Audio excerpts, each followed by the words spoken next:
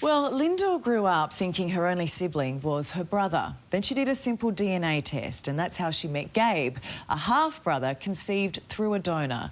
And the tally keeps growing. She's now at 77 siblings. What gets her are the lies being sold to parents desperate to try anything to start a family.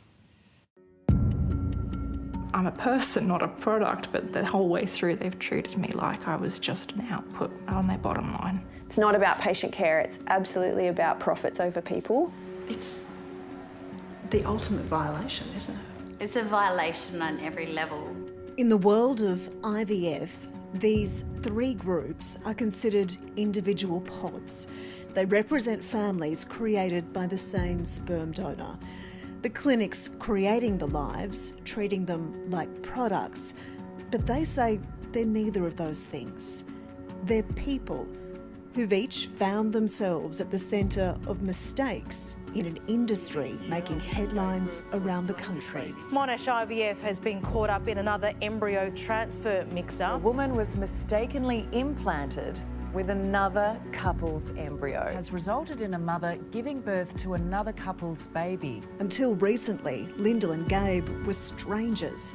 They're actually half brother and sister, conceived with the help of the same sperm donor at Queensland Fertility Group. My parents were told he was a blonde medical student. I was told that he was a sports scientist.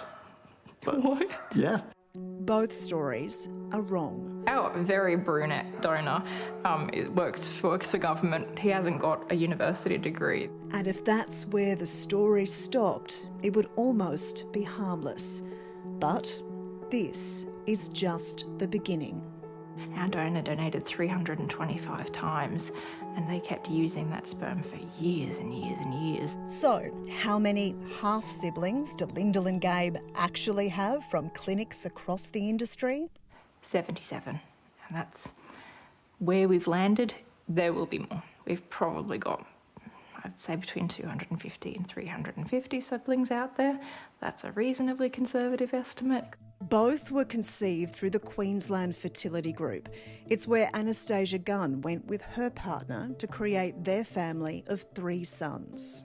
And we desperately wanted all of our children to have the same father. And is that what you got then? No, that's not what we got, which is the whole reason that we found out that the clinic has used the wrong sperm to make 2 of our children. This wasn't something the clinic admitted to Anastasia.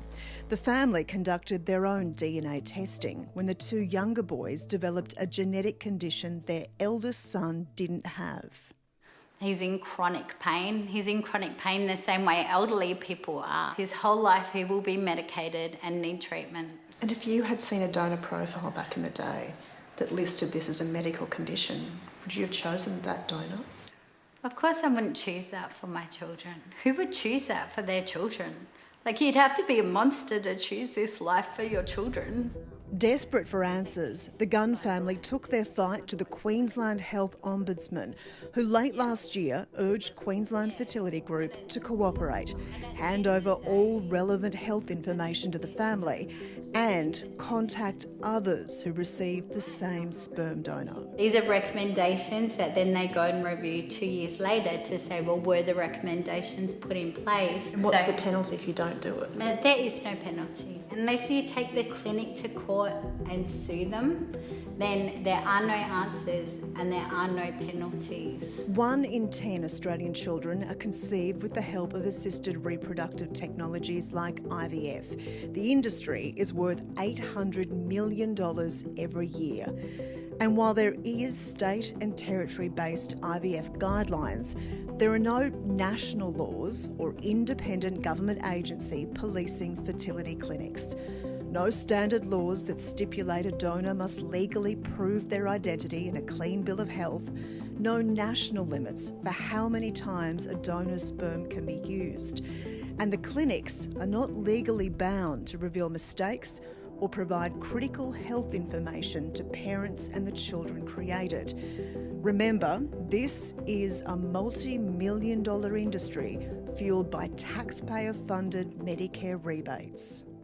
It would take the whole of Australia to be DNA testing for me to find out exactly who all of my siblings are. Catherine is another donor-conceived person looking for answers. Her biological father used different names in different states to make donations. We know there are confirmed 58 siblings so far, but if he's used all 7 fake names at the 10 locations, it could be 10 times 10 times 7, so that could be 700 siblings. She stumbled on the mistake when she met a woman who looked just like her.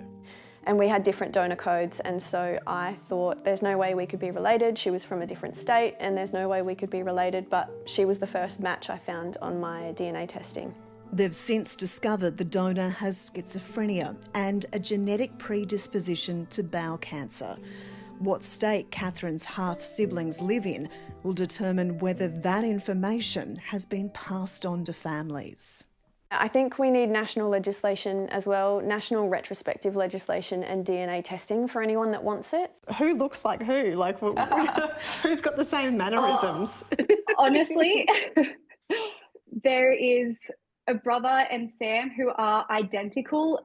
For Lyndal and Gabe, this is the silver lining of a huge family. Erin and Sam are their half-sisters, and these Zoom call catch-ups happen regularly. Sammy, what's the perks for you?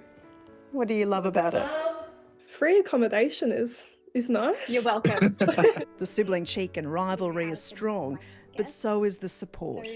For Erin, she's now thinking about how to navigate this for the next generation. Having 77 siblings could lead to hundreds of cousins out there. It's a massive fear for my son in the future. Dating, what is it like? It certainly plays on my mind quite a bit. I know that if I'm dating, I've got to be cautious. I need to ask this on the first date. Do you know where you come from? Do you know, are your parents your parents? The clinics and the industry will tell us that these are really rare, isolated mix-ups. What's your response to that? There are way too many of us for it to be rare. You go to these clinics, you trust the doctors. Goodness knows our parents trusted the doctors, and this happened. Without the legislation, it will happen again. Nothing can help us now, but it's so important to our family that this doesn't happen to anybody else. The poor thing. And then how are there no national laws regulating this industry? These are people's lives they're playing with, and every taxpayer, we are helping fund it.